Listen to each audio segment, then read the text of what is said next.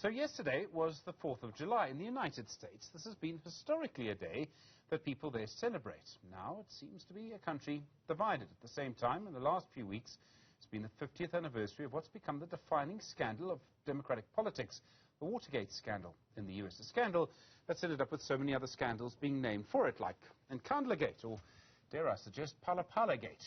Professor Robert Schire is Professor Emeritus in the Department of Political Studies at UCT. Professor, good afternoon to you. In the US, the 4th of July has usually been a big celebration. How do you think it feels to be American this year?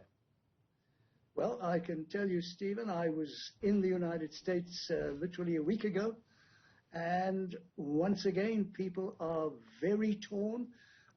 Rather sadly, I think, for the rest of us, there are now two Americas. They are self-encapsulated. They don't talk to each other. They read different websites. They listen to different news. The country really has splintered into two different countries. When you try, and one of the problems, it seems to me, is that when your politics is broken, people try and win fights through the courts. When you win fights through the courts, that only produces a winner and a loser. A political system, a functioning political system, would use trade-offs. So in other words, people would win and lose at the same time. So when you end up with a winner and a loser, what happens? You get more serious divisions.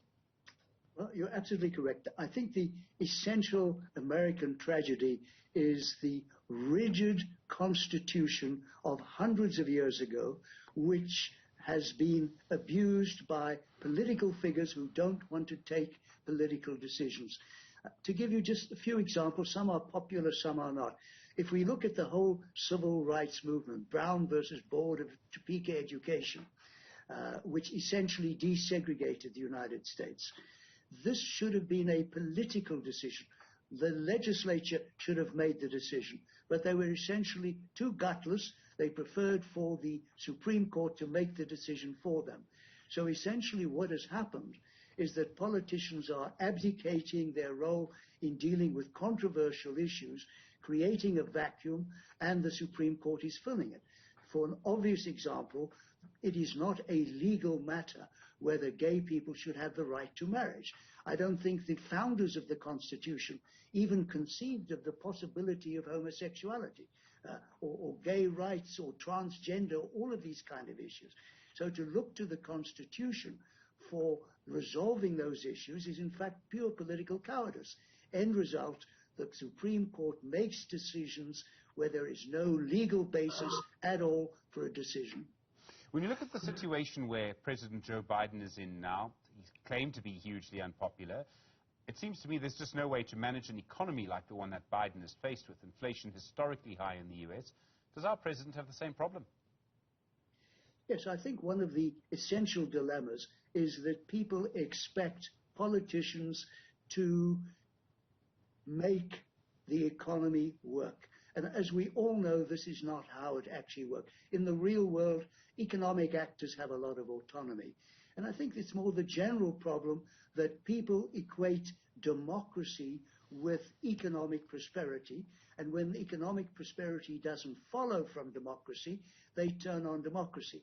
This has happened in Tunisia, it has happened in Turkey, it's happened in a lot of countries, that people's expectations are unrealistic. It's a very tough globalized world, and I think the reality is that political actors have very limited ability to change economic fundamentals.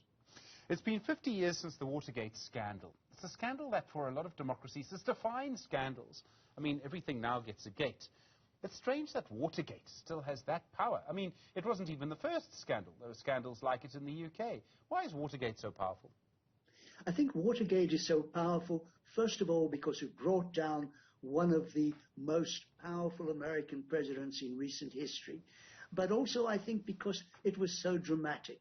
The whole Watergate process leaked out over several months.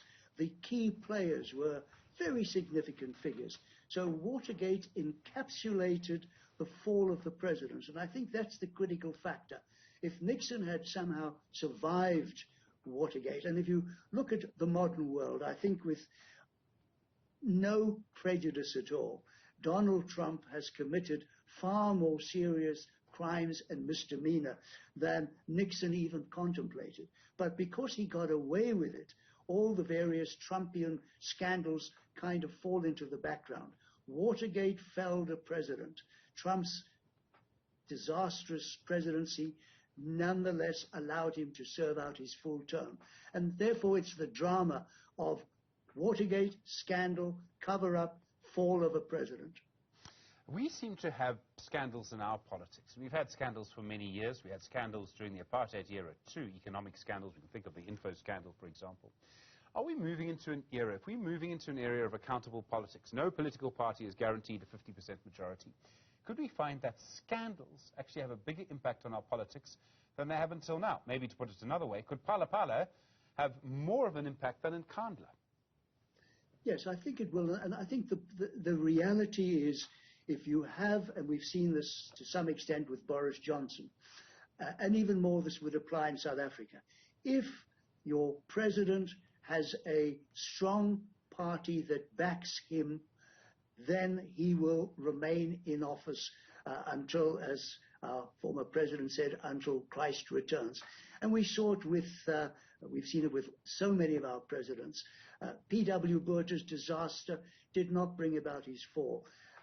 Zuma's corruption and wickedness did not bring about his fall. And so if you have a united, strong parliamentary majority in our system, you're assured of power.